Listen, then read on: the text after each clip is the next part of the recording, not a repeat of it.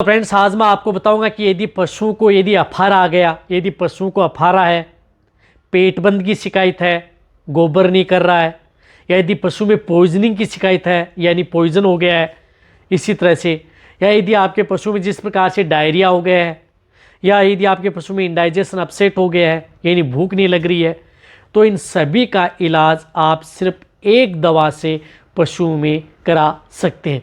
तो वह कौन सी दवा आती है, उसका उपयोग यदि आप अपने पशु में, यदि आपको इस तरह की दिक्कतें यदि पशु में देखने को मिल रही हैं, तो वह सिर्फ एक दवा लाएं और इन सभी का इलाज आप एक साथ कर सकते हैं। कई बार देखा होगा कि पशु में जिस प्रकार से डायरिया भी हो रहा है, भूख भी नहीं लग रही है, साथ में कई बार अफारा भी आ चुका है, तो इन सभी के लिए आपको अलग अलग दवा देने की जरूरत नहीं है, एक अकेली दवा देकर के इन सभी समस्याओं का समाधान आप कर सकते हैं।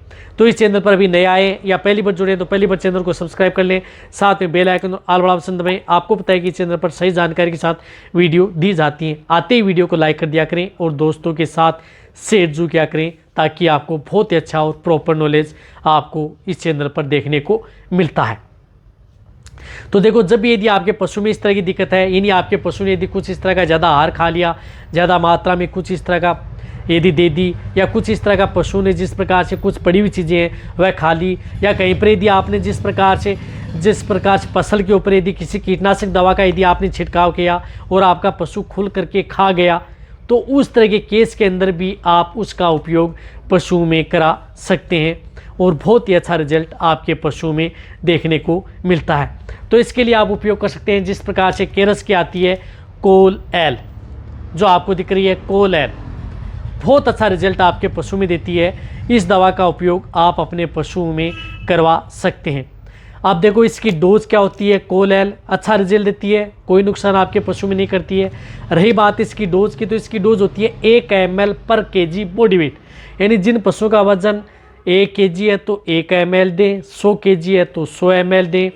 इसी तरह से यदि पशुओं का वजन जिस प्रकार से 500 kg है तो 500 ml एक साथ उन पशुओं को पिला दें। इस तरह की दिक्कतें हैं तो आपके पशु में, तो इस तरह से आप अपने पशु में, रही बात ये डोज, चाहे आपकी गाय, भैंस, भेड़, बकरी, ऊंट, घोड़ा, डॉग, सभी में आप, यानी ऑल एनिमल्स में आप इसका उपयोग कोल एल का उपयोग करा सकते हैं। बहुत अच्छा रिजल्ट आपके पशु में देखने को मिलता है।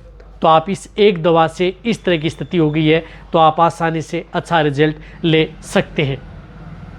रही बात ये कोल एल आपके सभी तरह के पशुओं के लिए सेफ है, चाहे आपका पशु प्रेग्नेंट हो, नॉन हो। ये एक्टिवेट चारकोल आता है। तो पहले आपको क्या करना है कि शिशु को अच्छी तरह से आपको हिला लेना है, यानी अच्छी तरह से हिलाना है, फिर आप उन पशुओं को डायरेक्ट ओरली दे देना है।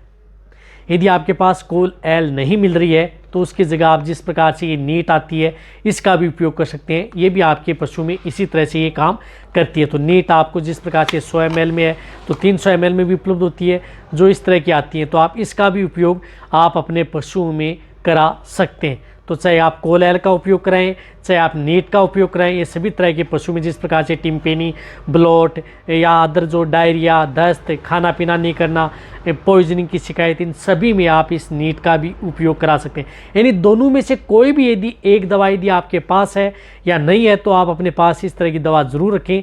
ये इमरजेंसी दवा आती हैं और आपके मरते पशुओं को बचाने वाली दवाएं, तो आप इनका उपयोग पशु में करा सकते हैं, जो कि सभी तरह के पशुओं के लिए सेफ एंड सुरक्षित रहती हैं।